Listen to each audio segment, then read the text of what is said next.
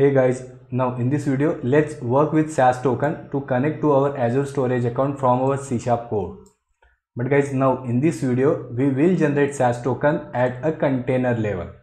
That means with this SAS token we will be able to access all the blobs within that container. And again guys, this is our storage account. Under that we have this container, that is my container, and under that we have this blob, that is car1.jpg. And again, if I try to copy this URL for this blob, let's copy it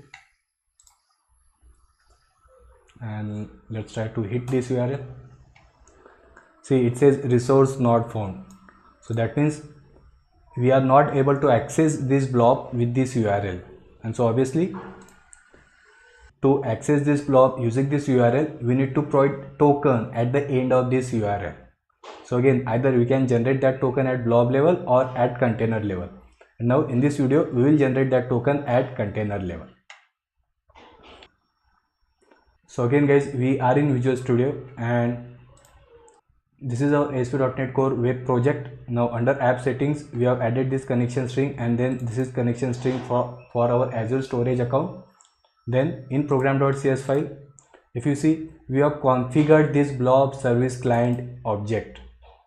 We have added it as singleton, and if you see, it refers to that connection string for our Azure storage account. That is the connection string which we added in this app settings. Okay. Now this is our controller, that is SAS demo controller. And first thing, observe this, we have injected that blob service client. That is this one, right? And again, this blob service client, it represents our connection string for our storage account. That means this blob service client, it represents our entire Azure storage account. Okay. And guys, if you observe this code, here we generated the SAS token, that is SAS URL at blob level. So guys, basically we are going to use most of this code only, right? So let's just copy this code. And here I will say, so we will have this API, that is get blob SAS URL at container level, and we added the method with the same name as well. Now guys, first we are creating an instance of SAS builder, and again, as you can guess, now we don't need blob name, so let's simply remove it, because again this is SAS token at container level. So we have created SAS builder. There we have specified container name expires on, again it will expire after 5 minutes, and now resource, it will be container, right? So it's C. Then SAS builder.SAS permission. So again we are setting read permission, and now here SAS URL, I will say SAS container URI. Now we are generating SAS URI for container, right? So here I will say blob container client dot generate SAS URI, and again this will be our container URI. So I'll say SAS container URI dot absolute URI. Now we see this container URI, it will represent our container, but we want to access that image, that is that blob within that container, right?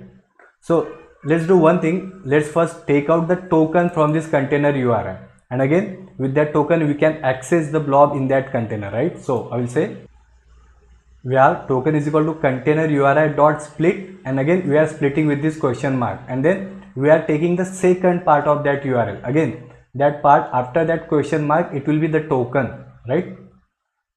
And now finally I will say we are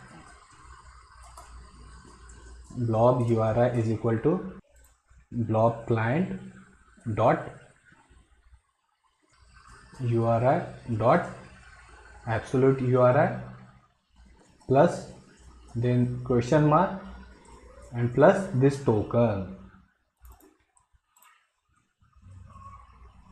So now this blob URI, it will contain the absolute URI for that blob and then the token, and again this token we have received at container level, right? So let's run our project.